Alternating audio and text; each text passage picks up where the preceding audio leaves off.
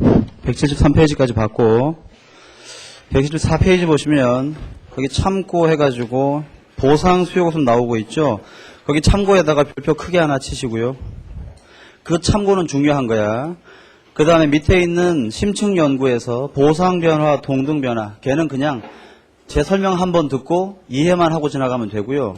오른쪽 페이지에 있는 심층 연구는 사실 볼 필요가 없는데 그래도 미시경제학 기본서에 이제 설명이 돼 있고 제가 알고 있기로는 회계사 시험에서 이걸 물은 적은 거의 없는 것 같은데 일단 설명을 한번 해보겠습니다. 하지만 여러분들 그냥 그런 게 있나 보다 하고 지나가시면 충분해요. 중요한 건 왼쪽 참고에 있는 보상 수요 곡선이야. 봅시다.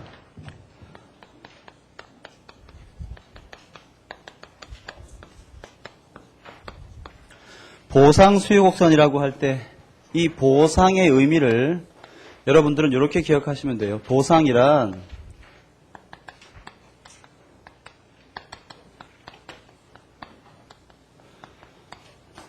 소득 효과를 배제한 이라는 의미로 이해하시면 돼요.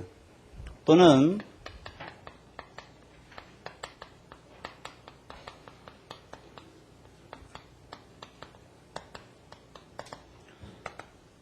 대체 효과만을 고려한 이라는 의미로 이해하면 돼. 무슨 말인가 하면 여기에 px 여기에 qx가 있을 때 여기에 있는 수요 곡선이 있지. 이걸 우리가 뭐라고 그러냐 하면 통상의 수요 곡선 이렇게 부르죠. 이 통상의 수요 곡선, 즉 우리가 이제 흔히 얘기하는 보통의 수요 곡선, 그걸 우리가 이렇게 나타내는데 요 속에는 어떤 의미가 숨어 있냐 하면 가격이 P0일 때는 XJ의 소비량이 Q0이다가 가격이 P1으로 하락하니까 XJ 소비량이 Q1으로 증가하더라. 이걸 나타내고 있잖아. 그러니까 지금 이 그림 속에 나타내고 있는 가격과 소비량 변화의 효과. 이게 바로 뭐냐 하면 이게 가격 효과야. 근데 우리가 알고 있다시피 가격 효과는 소득 효과하고 대체 효과의 합으로 구성되어 있는데 여러분 이거 알죠? 소득 효과는 뭐야? 가격이 변하니까 걔가 부차적으로 소득을 변화시키고 실제 소득을 그 실제 소득의 변화가 소비량을 한 번 더 변화시키는 효과 그게 소득 효과야. 대체 효과는 말 그대로 싸지면 많이 소비하고 비싸면 적게 소비하는 효과입니다. 근데 가격 효과라는 이 말의 정의가 뭡니까? 가격 변화에 따른 소비량 변화의 효과 아니야. 그러면 이 가격 효과라는 말의 정의에 더 합당하는 효과는 사실 뭐야? 그건 대체 효과인 거야. 대체 효과.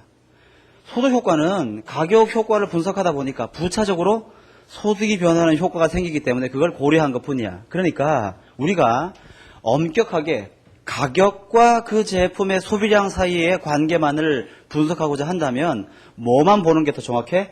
대체 효과만을 보는 것이 훨씬 더 정확해요. 그러다 보니까 일반적인 수요 곡선 속에는 요만큼의 가격 변화에 대해서 요만큼의 소비량 변화가 발생할 터인데 요 크기 속에는 뭐가 다 숨어 있는 거야? 소득 효과하고 대체 효과가 다 숨어 있는 거지. 이 중에서 이 소득 효과를 좀 배제하고 싶은 거야. 이걸 빼고 요것만을 가지고 수요 곡선을 한번 그려보자. 그게 뭐야? 보상 수요 곡선이라는 뜻이에요. 이해가십니까? 그래서 일반적인 수요 곡선을 통상의 수요 곡선 또는 이 통상적인 수요 곡선을 처음 주장한 학자의 이름이 마샬이기 때문에 이걸 마샬의 수요 곡선이라고 부르기도 해요. 마샬의 수요 곡선이라는 말은 그냥 일반적인 소득 효과와 대체 효과가 모두 포함된 수요 곡선을 얘기해.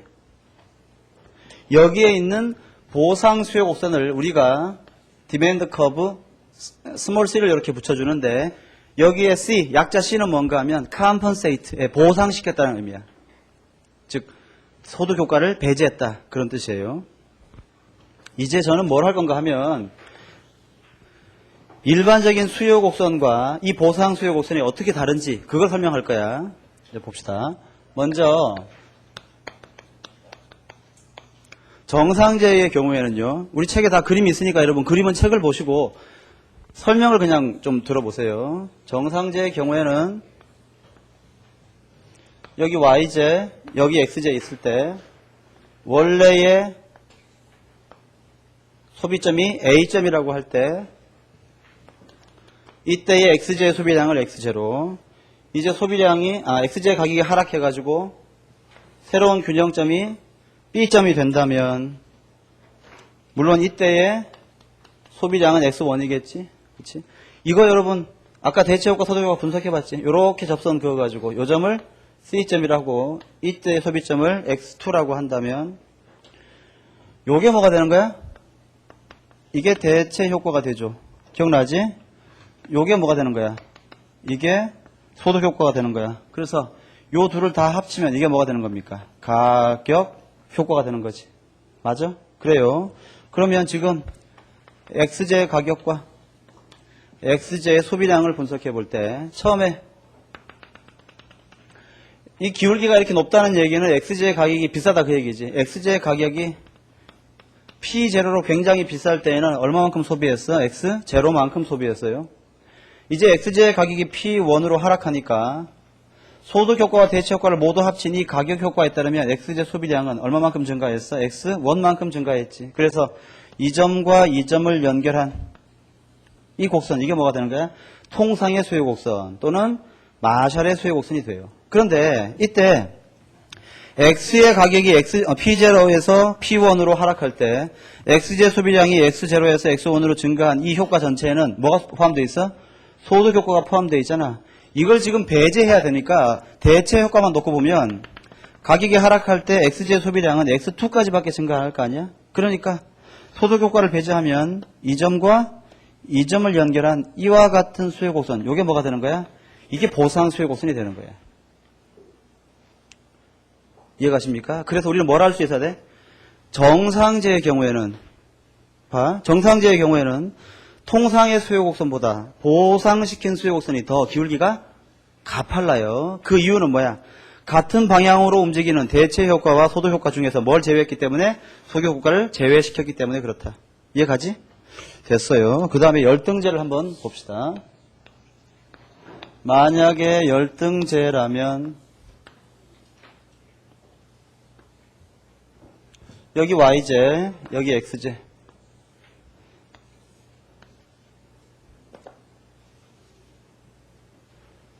얘를 좀 잘 그려야 되잖아. 자, 요게 A점, 요게 X제로. 이때 X제 가격이 하락해가지고 새로운 균형점이 B점으로 움직였고 이때의 소비량이 X1이라고 합시다. 이때 소득효과와 대체효과를 나누기 위해서 바뀐 예산선과 같은 기울기를 가지되 원래의 무차별 곡선과 접하는 C라고 하는 예산선을 그었더니 이때 소비점이 X2가 됐죠. 그러면 X제를 기준으로 봤을 때 요거부터 해봐야지. 요만큼이 뭐야? 이게 대체 효과죠. 요만큼이 뭡니까? 이게 소득 효과고 최종적으로 요만큼 증가한 게 이게 가격 효과지. 맞아? 그래요. 자, 원래 가격이 P0일 때 그때 소비점은 얼마였어? X0였어요. 그래서 균형점은 2점. 이제 가격이 P1으로 하락했더니 예산선이 흰색에서 노란색으로 바뀌었더니 최종적인 소비점은 B점이 됐지. B점 X1 가격이 P1일 때는 X1. 그래서 이렇게 연결한 이 곡선, 이게 일반적인 수요 곡선이야. 열등제의 경우에. 그런데 지금 요 흰색의 X0에서 X1으로의 변화에는 뭐랑 뭐가 다 고려되어 있어? 소득 효과하고 대체 효과가 다 고려되어 있는데 이 중에 우리는 보상시키기 위해서 뭘 없애야 돼? 이 소득 효과를 없애야 되겠지. 그러면 동일한 가격 하락에 대해서 소비량은 어디까지 증가할 수 있어? X2까지 증가할 수 있으니까 가격이 P0에서 P1으로 증가하면 소비량은 2점까지도 증가할 수 있지. 그래서 이렇게 돼서 이게 바로 뭐가 됩니까? 열등제의 보상 수요 곡선이 되는 거야. 보면 열등제와 정상제의 경우에는 보상 수요 곡선이 차이가 있는데 그지? 이때 정상제는 보상 수요 곡선의 기울기가 일반적인 수요 곡선보다 더 가파르지만 열등제의 경우에는 보상시키면 오히려 더 완만해져요. 그럼 왜 그런 거야? 이 마이너스의 소득 효과가 없어졌기 때문이지. 마지막으로 기펜제를 보시면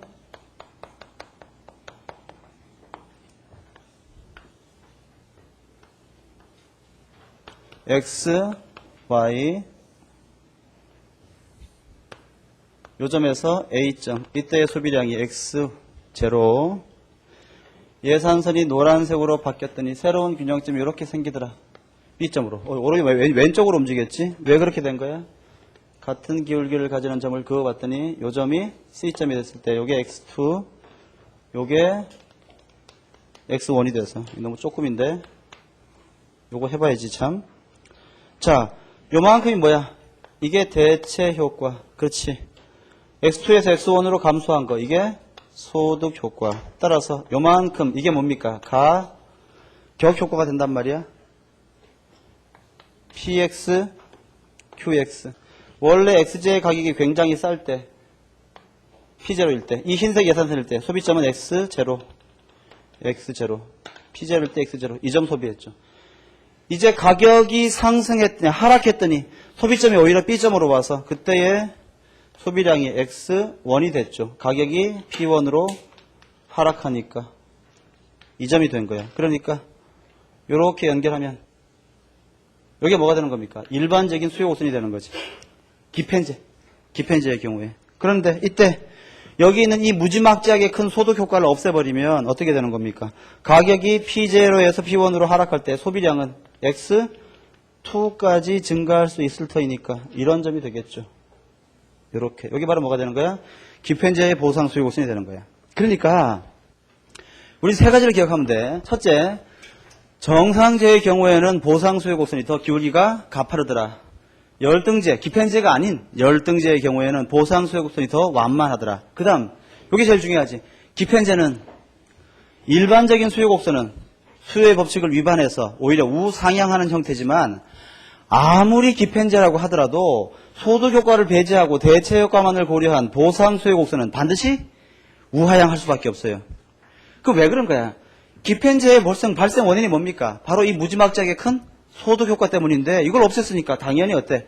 대체 효과만을 고려하게 되면 기펜제라고 하더라도 보상 수요 곡선은 우하향하게 되는 거지. 그래서 보상 수요 곡선을 그려서 우리가 앞에서 배웠던 소비자의 잉여나 사회 전체의 잉여 같은 것을 측정하면 일반적인 수요 곡선 가지고 그렸을 때보다 훨씬 더 정확하게 측정이 가능하다. 그런 뜻이에요. 다만 현실적으로 이걸 구할 수 있느냐 없느냐의 문제는 그건 좀 다른 얘기지, 그치? 예, 이론적으로 그렇다. 그런 뜻이야. 이게 바로 정상제와 열등제와 기펜제의 보상 수요 곡선. 가능하시겠죠? 예, 포인트 잡으시고요. 174페이지 하단에 보시면 보상 변화와 동등 변화 있는데 이건 잘 출제가 안 되는데 굳이 보자면 보상 변화를 영어로 compensate variation이라고 해서 CV라고 쓰고 그 다음에 대등 변화를 equivalent variation이라고 해가지고 EV라고 써요. 포인트는 뭔가 하면요. 보상 변화와 대등 변화의 정의를 기억하고 그 다음에 그릴 수 있으면 돼. 먼저 보상 변화 이게 뭔가 하면 자, 내 말 들어봐. 어떤 소비자가 물건을 소비하고 있는데 어떤 제품의 가격이 변했어요. 예를 들어서 제품의 가격이 하락했어. 그럼 그 소비자는 유리해 불리해? 제품의 가격이 하락했어. 소비자 입장에서 유리해 불리해? 유리하지. 불리할 건 없잖아. 자, 유리해졌지. 그러면 가격 하락 후에 소비자의 효용 무차별 곡선은 더 바깥쪽으로 확장돼서 효용이 증가할 거야. 근데 만약에 그 소비자한테 이렇게 묻는 거야. 누군가가 가격이 하락하니까 기분이 좋아? 좋아. 예. 얼마나 좋아? 이만큼 좋아. 만약에 가격 하락했을 때 네가 이만큼 기분 좋아지는 것을 가격을 하락시키지 않고 가격은 원래대로 하되 내가 돈으로 주면 얼마만 주면 되겠니? 얼마니? 얼마면 되겠니? 이것이. 그 크기가 뭐야? 그게 보상 변화야. 즉 보상 변화는 가격 변화 후의 효용을 유지하기 위해서 가격 변화 전에 얼마를 보상하면 되겠냐. 그게 보상 변화의 크기야. 쉽지 않아. 그다음에 대등 변화는 뭔가 하면 반대예요. 너 지금 물건 가격이 이렇고 이런데 내가 깎아줄게. 그럼 기분이 좋겠지. 좋을 것 같아. 그런데 내가 물건 가격은 안 깎아줄 거야. 그럼 깎아줬다고 치고 얼마만 주면 되겠니? 이게 바로 뭐야? 대등 변화야. 차이가 거의 없는 것 같지. 책을 한번 읽어보고 한번 해볼까요? 174페이지 하단을 보세요. 보상 변화 정의. 소비자의 효용을 가격 변동이 일어나기 이전 수준으로 되돌리기 위해서 필요한 소득의 변화의 크기. 이게 보상 변화야. 보상 변화라고 하는 타이틀 옆에다가 괄호를 열고 가격은 변화한 겁니까? 안 한 겁니까? 지금 이 상황에서. 변화한 거야. 그러니까 변화 후 가격이라고 쓰세요. 그 다음 밑에 보시면 대등 변화 있는데 읽어볼게. 원래의 효용 수준에서 가격의 변동이 일어난다면 도달 가능한 새로운 효용 수준으로 옮겨가는 데 필요한 소득의 변화. 이게 바로 대등 변화야. 그러니까 대등 변화는 가격을 변화시킨 거야, 안 시킨 거야? 안 시키고 시킨다면 어떨까의 문제입니다. 따라서 대등 변화 옆에다가 괄호 열고 변화 전 가격이라고 쓰세요. 자, 내 말 들어봐. 그래서 보상 변화와 대등 변화의 포인트는 얘는 말이에요. 변화 후 가격을 기준으로 했을 때 가격이 변화하기 전에 효용을 달성시키는 거. 이게 바로 보상 변화야. 이해했으면 좋겠어. 그 다음 대등 변화는 뭔가 하면 가격은 변화시키지 않아요. 변화 전 가격을 기준으로 봤을 때 만약에 가격을 변화시킨다면 그 변화 후의 효용을 내가 달성시켜 줄게. 얼마면 되겠니? 이게 바로 대등 변화야. 그림으로 그려볼게요. P, Q. 예를 들어서 지금 원래 X제와 Y제의 가격이 이렇게 하면 너무 작네 그림이. 좀 크게 그릴게요. 그림을. 자 봅시다. 여기에 Q, 여기에 P.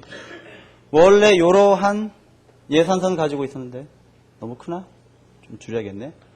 원래 이러한 예산선 가지고 있었어. 이때 이 소비자가 이런 점에서 소비하고 있었죠. A점. 맞지? 이제 이 사람의 가격이 하락했어. 그러면 이 예산선의 기울기가 더 완만해질 거 아닙니까? 맞지? 이때 이 사람은 B점에서 소비해가지고 효용이 더 증가했지. 자, 요걸 증가하기 전에 효용 수준 U0, 요게 증가한 후에 효용 수준 U1이라고 해볼게. 자, 어떤 사람이 가격이 하락하기 전에 A점을 소비하고 있었어. 가격이 하락했더니 기분 좋지. 그래서 B점을 소비하게 됐어. 이때 가격이 상승함으로써 이 사람의 효용이 증가했는데 이 사람한테 뭐라고 얘기하냐면 야, 변화했다고 가격이 변화했다고 치고 만약에 원래대로 효용을 줄이기 위해서는 얼마만큼의 소득이 변해야 되느냐? 얼마만의 소득이 변해야 되느냐? 이게 바로 보상 변화야. 자, 해볼게. 여러분 잘 쫓아와 보세요. 자, 보상 변화 그릴 거야. 자, 변화 후 가격 기준이니까 예산선의 기울기가 뭐야? PY분의 PX. 그게 가격이지. 그러면 변화 후 가격이니까 예산선은 노란색을 취해야 돼요? 흰색을 취해야 돼요?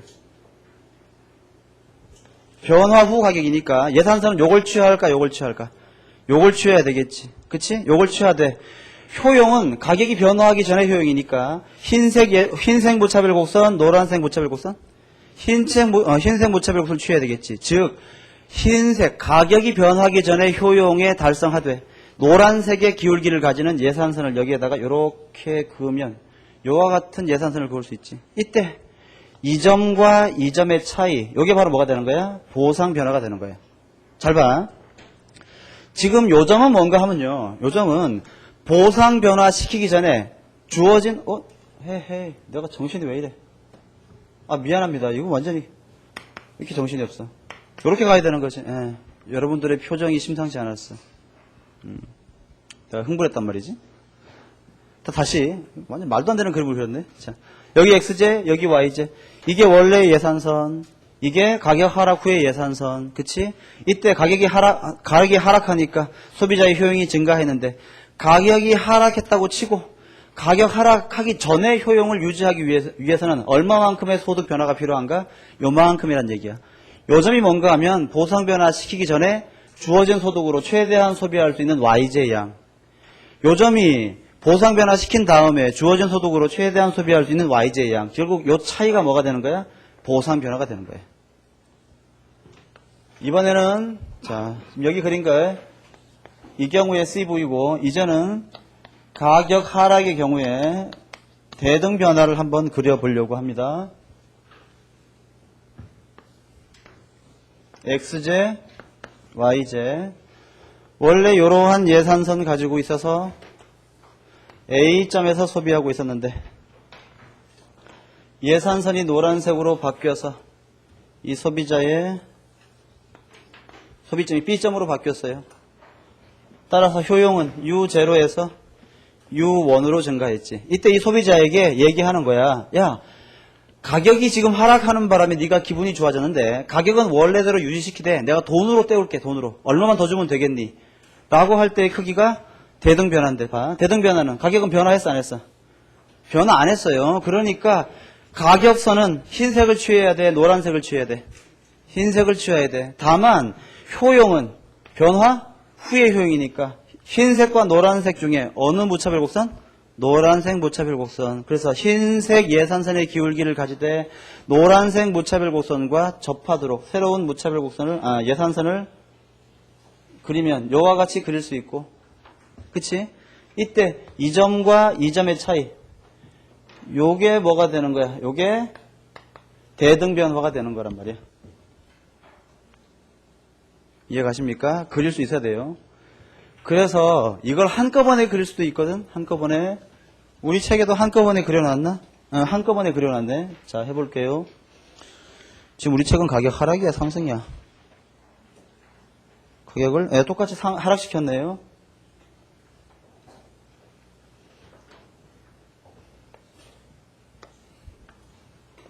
X, Y. 원래 요렇게 A점에서 소비하다가 요렇게 B점으로 바뀌었을 때, 자, 먼저 요거 보고 해봐. 보상 변화. 자, 가격은 변했어 안 변했어? 변했어. 효용은 변화 전의 효용. 따라서 보상 변화는 어떻게 하면 된다? 요렇게 해서 요 차이, 요게 뭐가 되는 거야? 보상 변화가 되지. 됐어요. 대등 변화. 가격은 변했어 안 변했어? 안 변했어. 하지만 효용을 변화 전에 효용에 달성해야 되니까 어떻게 하면 되는 거야? 여기에서부터 이쯤 하면 되나? 예, 요렇게 한번 해볼까요? 요렇게 접하도록 했을 때 요 차이, 요게 뭐가 되는 거야? 대등 변화가 되는 거야. 물론 지금 이 그림은 가격 상승의 경우야, 가격 하락의 경우야? 가격 하락의 경우야. 책에 지금 있는 그림이 이 그림이지. 마지막으로 하나만 더 해보자 말이야. 가격 상승의 경우는 어떻게 될까?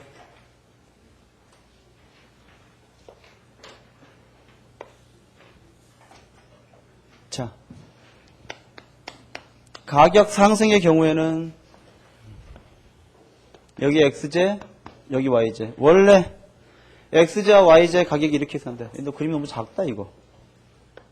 여기까지 해야 되겠는데?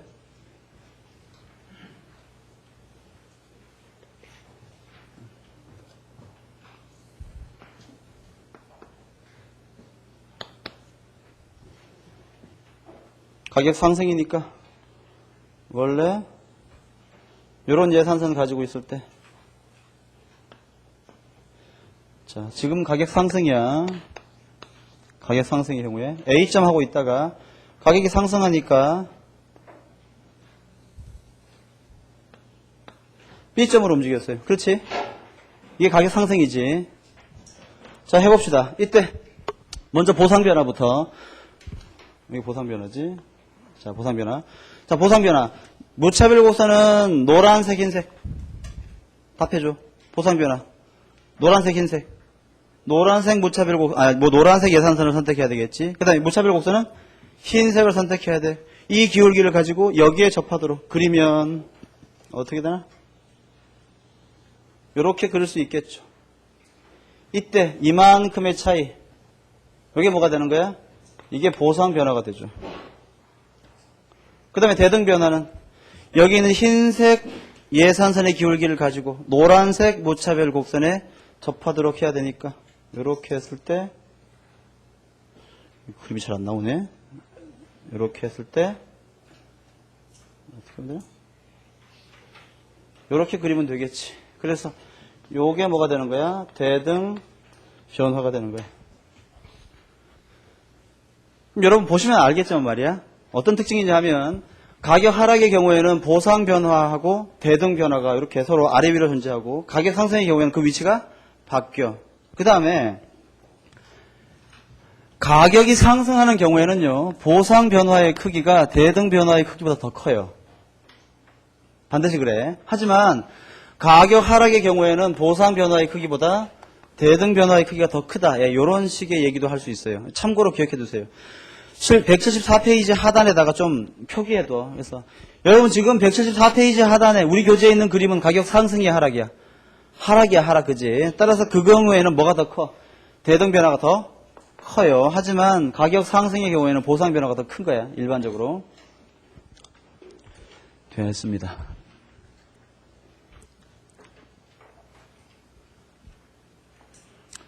그리고 지금 아까 칠판에 우리가 보상 수요것은 배울 때 이 보상시켰다는 의미에 대해 가지고 봤는데, 보상시키는 것은 뭐야? 대체 효과만을 고려하는 것이고 소득 효과를 배제하는 것이지. 이때 보상을 시켜서 대체 효과만을 고려할 때, 이 대체 효과만을 고려하는 방법, 즉 보상시키는 방법에는 두 가지가 있어요.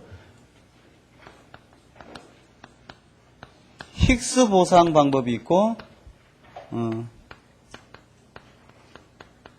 슬러츠키 보상 방법이 있는데,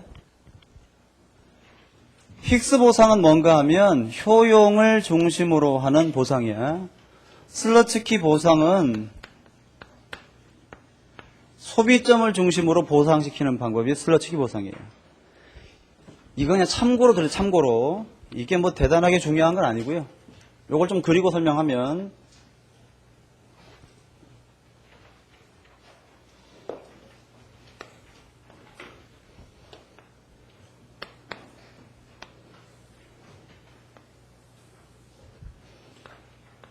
A점에서 소비하고 있던 소비자가 예산선이 B점으로 바뀌어서 노란색으로 바뀌어서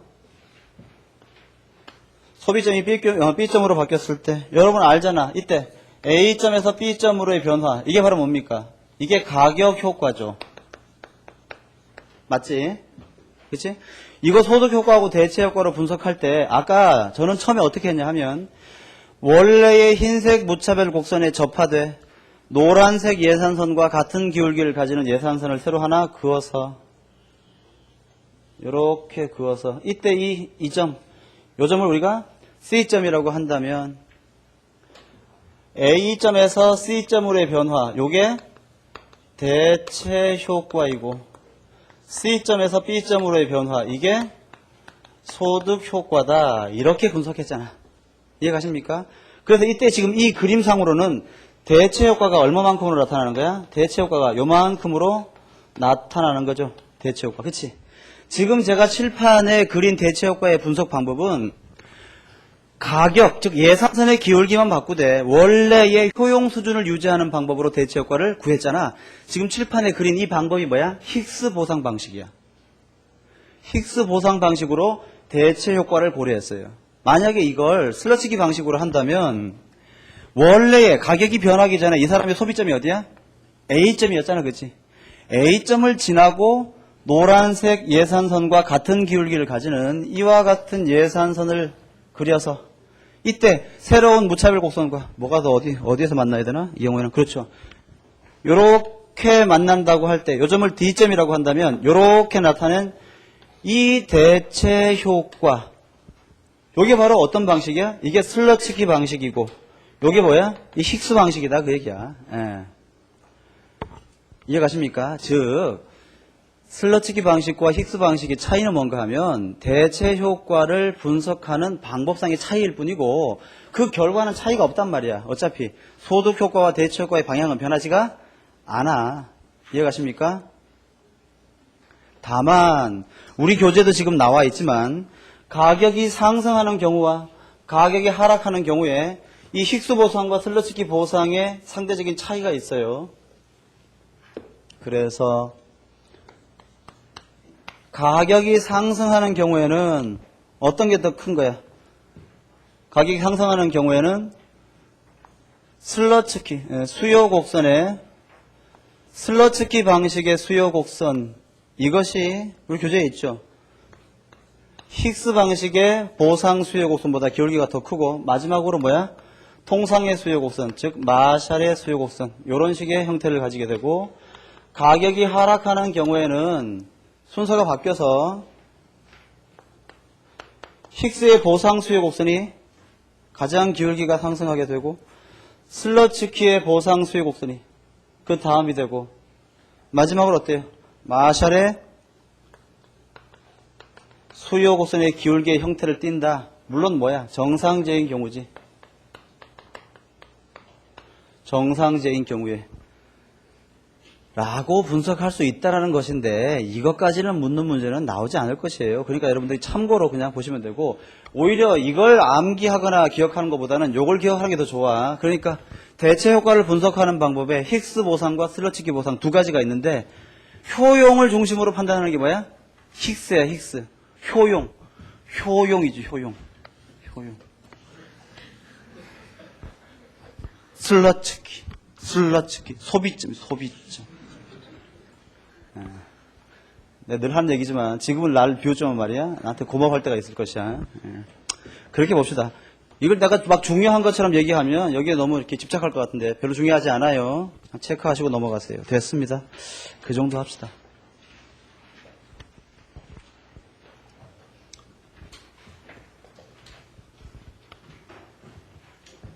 그러니까 이게 이제 그 수험생 입장에서는 시험에 나올 수 있는 것 전부 다 이렇게 다 체크해가지고 다 기억하고 싶지만, 제가 늘 강조하는 게 뭐야? 그 한계 효용, 화폐 1원당 한계 효용 균등의 법칙에서 봤지만, 우리가 공부를 할 때도 어떻게 해야 되는 겁니까? 공부 시간 1분당 한계 점수 균등의 법칙에 따라서 공부하는 것이 최적이란 말이야. 그러니까 동일한 노력을 들여서 시험 점수를 추가적으로 몇 점을 더 얻을 수 있나, 그걸 따져보고 공부를 해야 되니까 너무 이런 것에 집착할 필요는 없습니다. 자, 요거 지우고 이제 현실 선호 이론 좀 볼게요.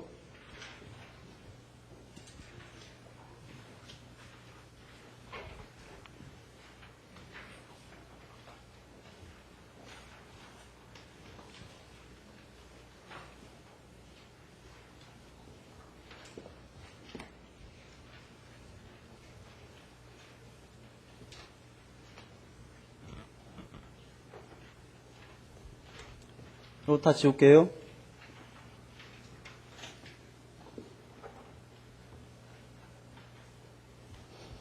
내가 늘 얘기하는 거지만, 경제학 강의 지금 2달 동안 듣겠다고 여러분들이 결정했으니까 2달 동안의 경제학을 다 그냥 끝낸다 그렇게 생각하시고 하세요. 나중에 뭐 따로 한번 정리하겠다.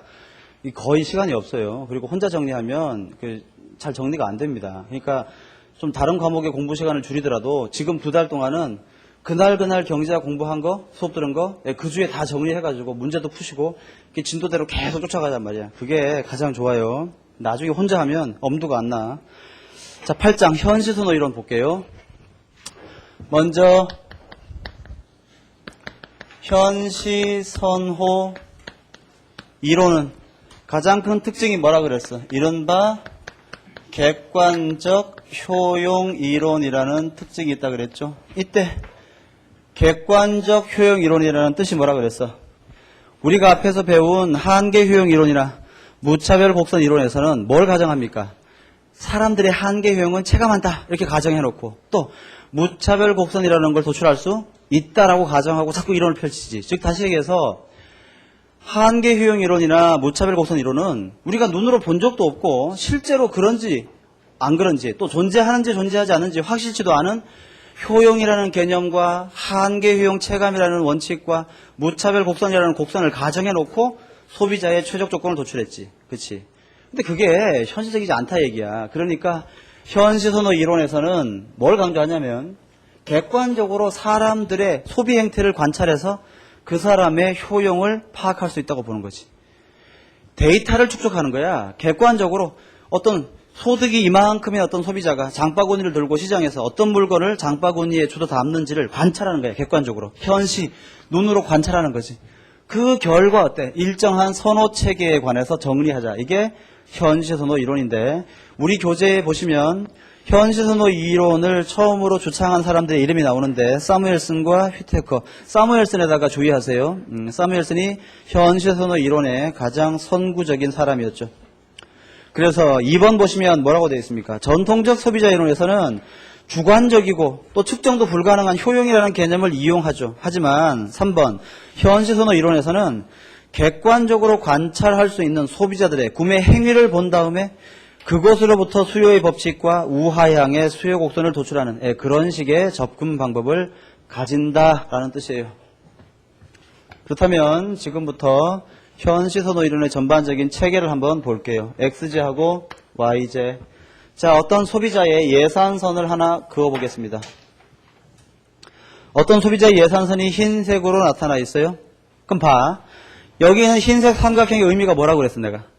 소비자가 선택 가능한 영역, 그렇지. 소비 가능한 영역을 나타내는 게 이 삼각형의 면적이라고 그랬지. 이 바깥쪽은 소비할 수가 없어, 그렇지. 그 다음에 이 내부를 소비하면 소비는 할 수 있지만 소득이 조금 남는다 그랬지. 저축을 한다. 아무튼 저축을 하건 말건 소비할 수는 있잖아. 그렇지. 이 소비자는 이 삼각형 속에 있는 모든 점에서 소비가 가능해. 소비 가능한 점 몇 개나 있어? 무수히 많은 소비 가능점이 있지. 예를 들어서 이 전체의 소비 가능 영역이 이렇게 있는데 어떤 소비자가 Q0라고 하는 소비점을 소비하더란 말이야. 관찰해서 관찰. 이 소비자는 어떻게 소비하고 있는 겁니까? X제를 또 Y제를 요만큼씩 지금 소비하고 있는 거죠. 그치? 그런데 봐. 이 이 예산선 속에 Q1이라고 하는 소비점도 있잖아. 여기로 하지 말까? 미안합니다. 이걸로 하지 말고 이걸로 하면 되겠네. 자, 여기. 자, Q1. 여러분, Q1이라고 하는 소비점은 Q0하고 비교했을 때 X제의 소비량은 좀 늘어났지만 Y제의 소비량은 좀 줄어든 그런 소비점이죠. 다시 한번 흰색 삼각형 하에서 저 소비자는 Q0와 Q1을 모두 선택할 가능성이 있는 거지. 그런데 이 소비자가 Q0하고 Q1을 다 선택할 수 있는 대상에 놓고 선택할 수 있는데 뭘 선택하더란 말이야? Q0를 선택하는 걸 눈으로 확인했어요. 객관적으로. 그럼 봐. 이 소비자가 이 점을 소비할 수도 있고 이 점을 소비할 수도 있는데 굳이 Q1을 소비하지 않고 Q0를 소비하는 걸 관찰했어. 그 결과 관찰한 나는 어떤 느낌이 들어? 이 사람은 얘도 선택할 수 있고 얘도 선택할 수 있는데 굳이 Q1을 선택하지 않고 Q0를 선택한 걸로 봐서 아마도 Q0를 Q1보다 더 선호하지 않겠냐 또는 좋아하고 있지 않겠냐 이렇게 추측할 수 있겠지. 이럴 때 우리는 뭐라고 얘기하냐면 이 사람은 Q0라는 소비점을 Q1이라는 소비점보다 직접적으로 여러분 어때? 직접 비교가 가능하지 지금 현재. 직접 현시 선호하고 있다. 그렇게 얘기해요. 그 다음 만약에 예산선이 이렇게 바뀌었어요. 이 예산선에 Q2라고 하는 점이 있다고 해봅시다.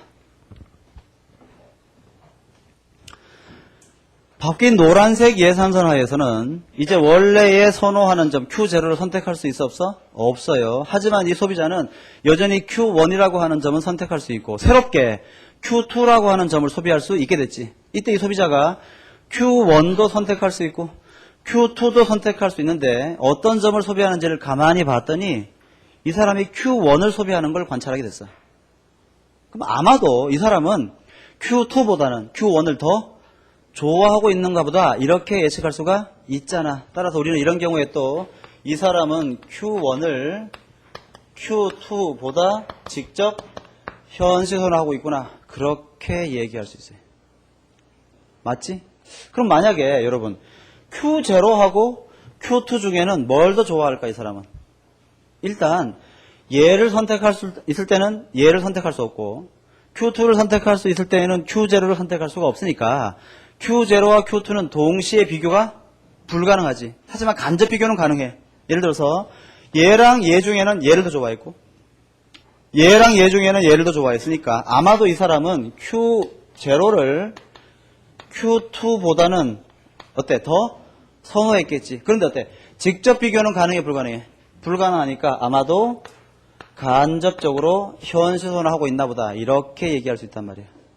그런데 여기 있는 현시선호 이론에서는 가장 중요한 가정이 뭔가 하면 소비자의 소비 행위의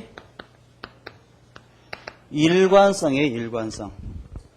소비 행위의 일관성이라는 얘기는 한번 어떤 의사결정을 한 소비자는 나중에 자신이 한 의사결정을 똑같은 상황에서는 뒤바꾸지 않는다라는 뜻이야. 예를 들어서 여러분 보세요. 어떤 소비자한테 물었어.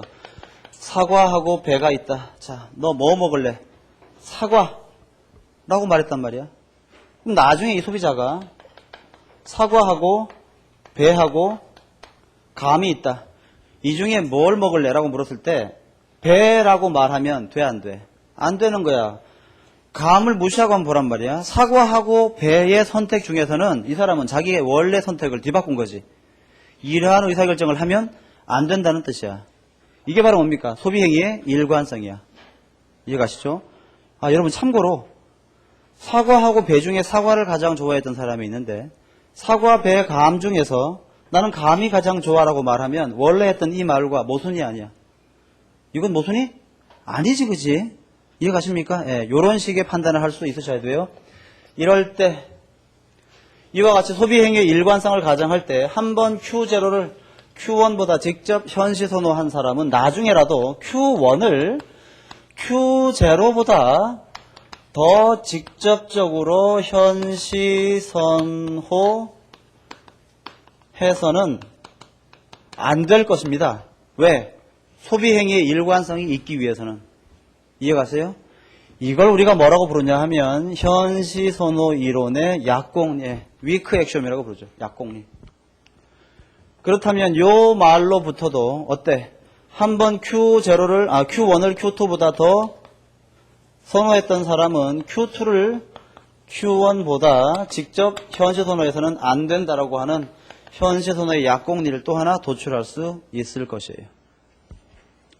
그 다음 Q0를 Q2보다 직접 아니죠? 예, 간접 현시선호 했던 사람은 나중에 상황이 바뀌더라도 Q2를 Q0보다 역시 간접 현시선호에서는 안 될 것이라는 명제를 도출할 수 있는데 이걸 우리가 현시선호의 강공리, 스트롱 액시옴이라고 불러요.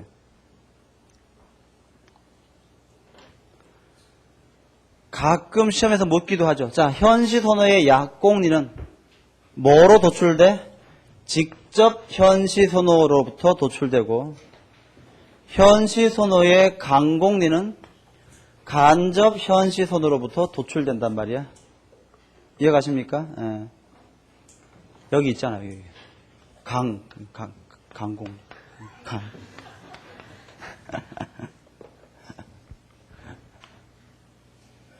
창피하니까 지울게. 예.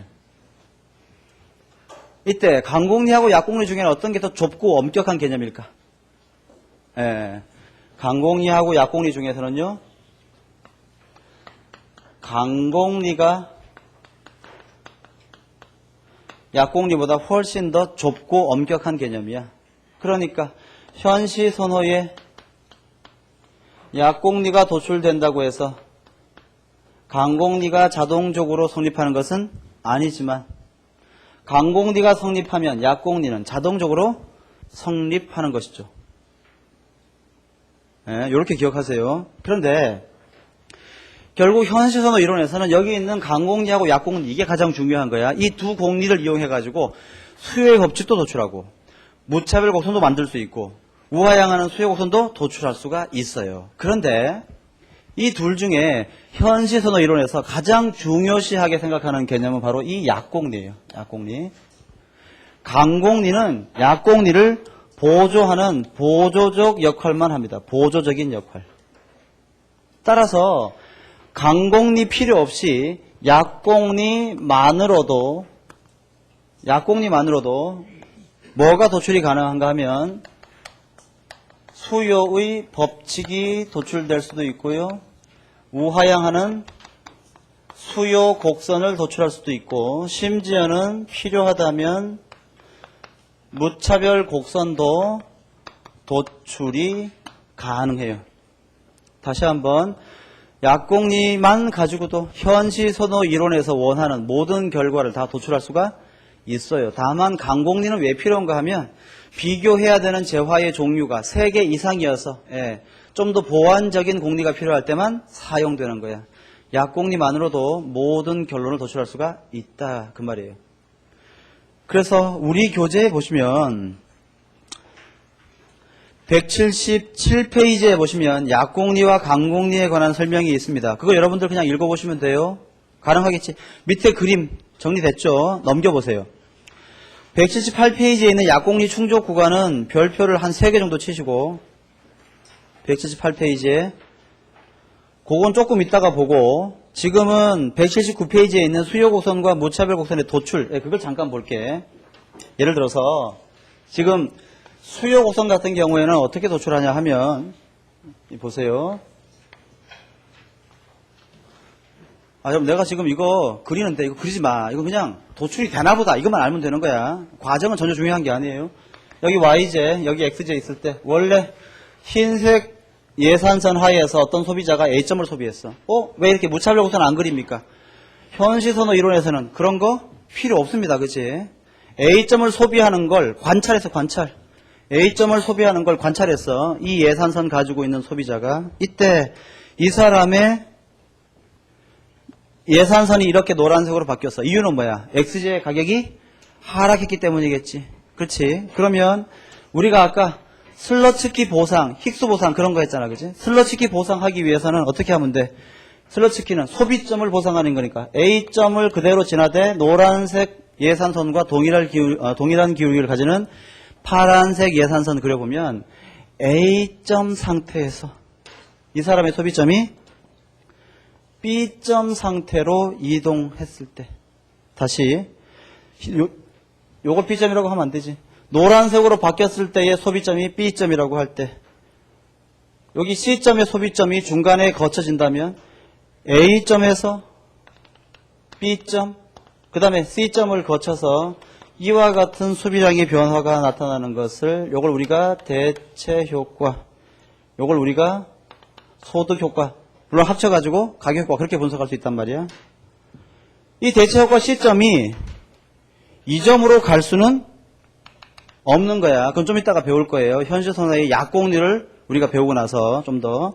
그럼 요걸 가지고 이쪽에다가 PX, 이쪽에다가 QX를 그리면 XJ 가격이 하락함에 따라서 XJ의 소비량이 어떻게 변하는 거야? X0에서 X2로 변하더라. 이 점과 이 점을 이렇게 연결하면 수요 곡선이 도출되는 거고요. 이때 소득 효과를 배제하고 대체 효과만 가지고 분석하면 어떻게 되는 거야? 여기가 X1이 되고 이게 X 바뀌어야지.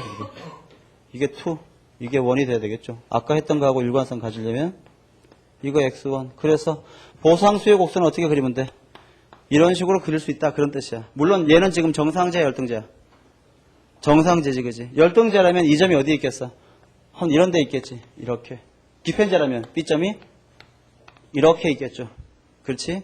도출할 수 있다 그런 뜻이야. 결론만 기억해. 약공리만 가지고도 수요 곡선을 도출할 수가 있어요. 무차별 곡선 같은 경우에는 어때? 더 쉽지. 무차별 곡선은 여기 XJ, YJ 있을 때 예산선이 이렇게 있습니다. 이 소비자가 이때 이 점을 소비했어. 잘 봐. 여기에 있는 삼각형 전체가 이 소비자의 선택 가능한 영역이잖아. 근데 이 소비자가 하필이면 이 점을 선택했다는 얘기는 이 소비자는 이 삼각형의 빗금친 면적에 있는 그 어떤 점보다도 이 점을 가장 직접 현시선호하고 있다 그 말이지. 그러니까 여기 빗금친 부분은 전부 다 이 점보다는 더 선호하는 점이야? 덜 선호하는 점이야? 덜 선호하는 점이죠. 그 다음 이 점에서 수직선 수평선 그었을 때 여기에 있는 이 면적은 이 점보다 XJ 또는 YJ 소비량이 하나라도 더 많은 점이니까 당연히 이 노란색 빗금친 면적은 이 점보다는 조금이라도 더 선호되는 점일 거 아니야. 그런데 무차별 곡선의 정의가 뭡니까? 동일한 효용을 주는 점들의 묶음이니까 무차별 곡선은 그려보면 당연히 이 부분과 이 면적 사이에 이렇게 존재할 수밖에 없을 거란 말이지. 이런 식으로 무차별 곡선도 도출하는 것이 결과만 알면 돼. 약공리만 판단할 수 있으면 충분히 도출할 수가 있어요. 그 얘기가 179페이지하고 180페이지에 설명이 되어 있어요. 그건 여러분들이 확인하시면 됩니다. 가능하겠지? 이제 문제는 뭔가 하면 178페이지에 있는 약공리 충족 구간인데 이 시험에서는 그걸 주로 물어요. 굉장히 간단한 건데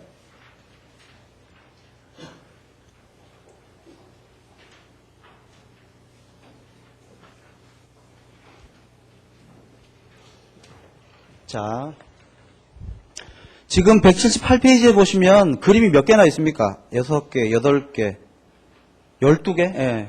그렇게 있지. 그 다 볼 필요가 없어. 내가 지금부터 그리는 그림 3개만 잘 정리하면 돼요. 약공리 충족 구간. 자, 봅시다. 첫째, 최초 구입점 Q0가 선택이 불가능한 경우를 볼게요. 선택 불가능한 경우. X, Y. 어떤 소비자의 예산선이 이렇게 위치하고 있습니다. 이때 이 소비자는 이 예산선, 이 만들어내는 삼각형 전체 면적 중에 아무 점이라도 소비할 수가 있어, 그지? 이 소비자가 이 많고 많은 소비 가능한 점들 중에 어느 점을 소비하는지를 보니까 하필이면 Q0라고 하는 점을 소비하는 걸 관찰했어. 그럼 그 뜻은 뭐야? 이 소비자는 이 흰색 삼각형 전체에서 Q0라는 점을 가장 직접 현시선호하고 있다라는 뜻이지. 이때 예산선이 노란색으로 바뀌었습니다.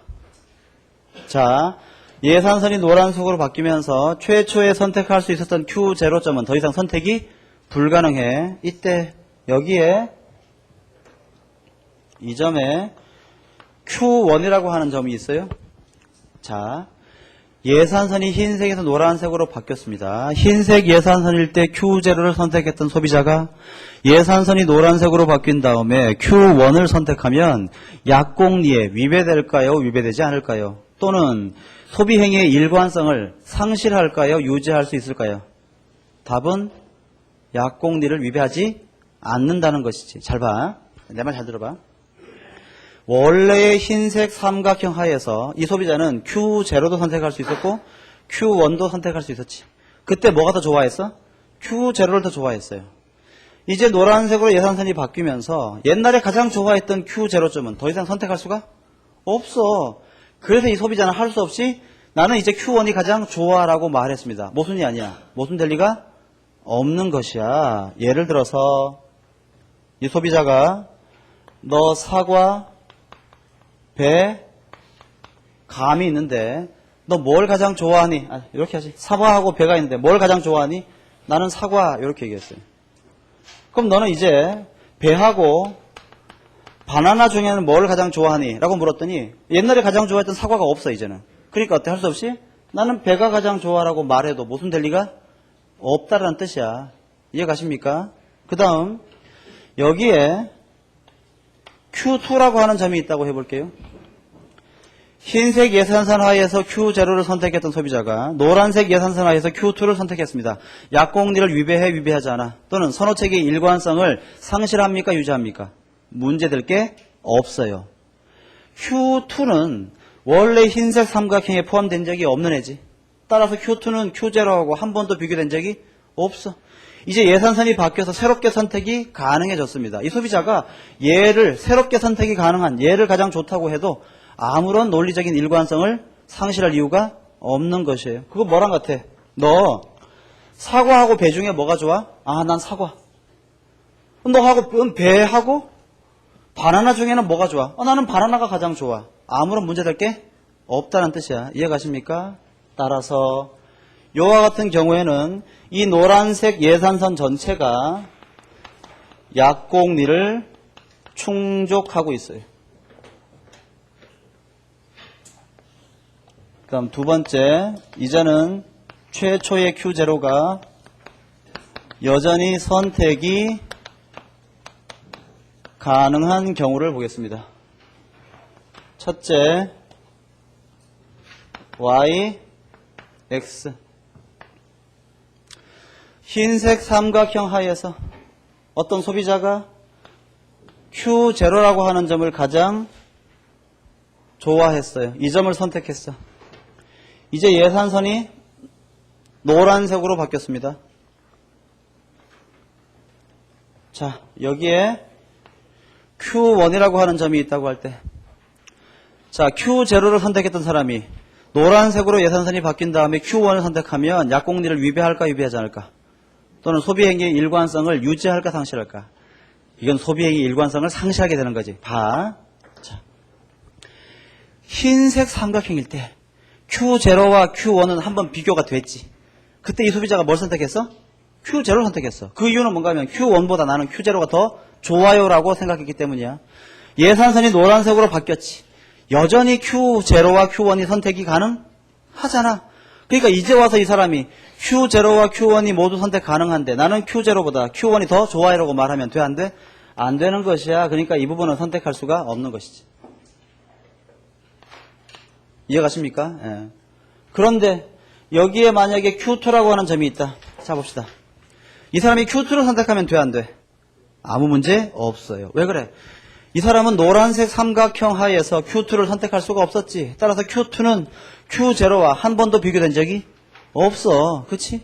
이제 예산선이 노란색으로 바뀌면서 새롭게 선택 가능해진 Q2를 이 사람이 Q0보다 더 좋아한다고 해서 모순될 것이 전혀 없으니까 이 사람은 이 부분을 선택할 수 있어요. 이 영역이 바로 약공리 충족 구간이 돼요.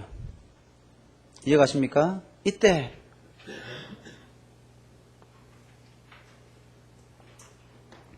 여기에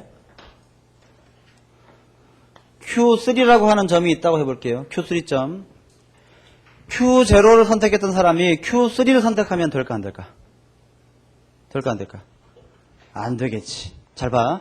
이 사람은 흰색 삼각형일 때 Q0와 Q3가 모두 선택 가능했지. 그때 뭘 더 좋아했어? Q0. 노란색으로 바뀌었지만 여전히 Q0와 Q3가 모두 선택이 가능하니까 이 사람은 지금 와서 Q3를 선택하면 안 돼요. 따라서 Q3는 제외시켜야 되는 점이야. 두 번째, X, Y.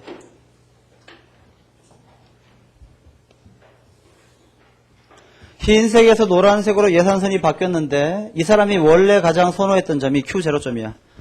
지금 Q0점은 어떤 점인가 하면 흰색과 노란색이 교차하는 점에 있죠. 자, 이제 이 소비자가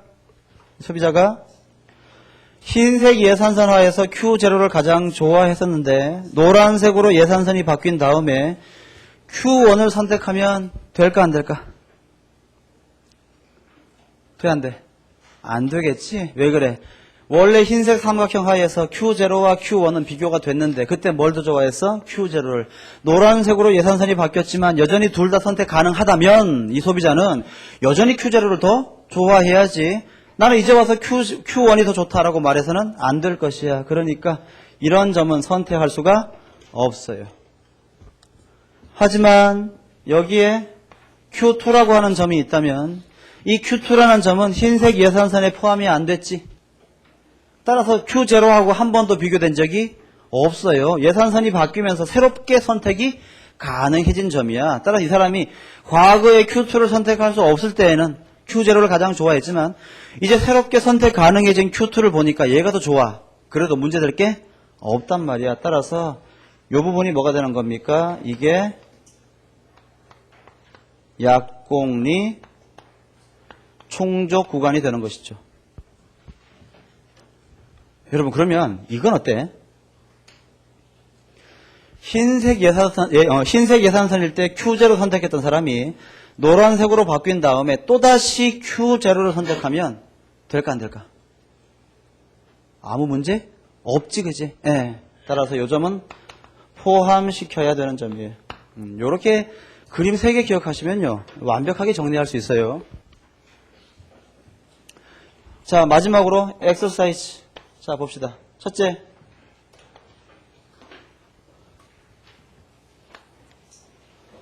원래 흰색 삼각형에서 Q0를 가장 좋아했던 사람이 있었는데 이때 예산선이 노란색으로 바뀌었다. 자, Q1점 선택하면 돼, 안 돼?